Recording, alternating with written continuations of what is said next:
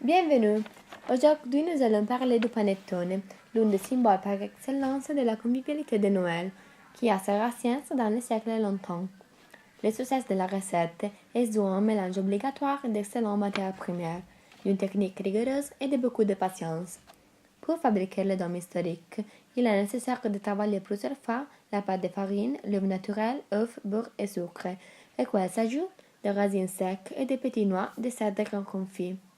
À l'école de gouttes, en plus de la recette traditionnelle, nous proposerons également des variantes au gingembre, à l'orange et au chocolat.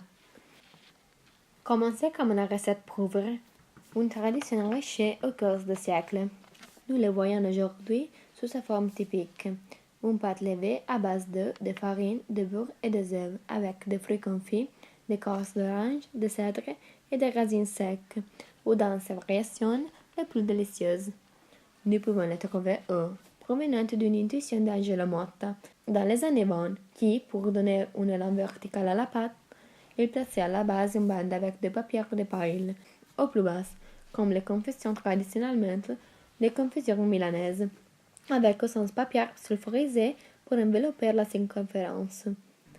Et si jusqu'au début du siècle dernier, de nombreuses boulangeries et pâtissières s'étant consacrées à la fabrication du panettone artisanal, dans les années 50, au cours de la période probante du boom économique, la percée s'est produite avec la production industrielle de masse, répandue dans toute l'Italie. Mais comme est née l'idée de faire un gâteau aussi riche et savoureuse, la version la plus boccaccesca de l'histoire raconte du chef de cuisine de la famille Sforza, qui, dans la seconde moitié du XVe siècle, fut chargé par Ludovico il Moro de préparer le dîner de Noël. Le chef avait oublié de retirer le gâteau du four, qui était complètement carbonisé.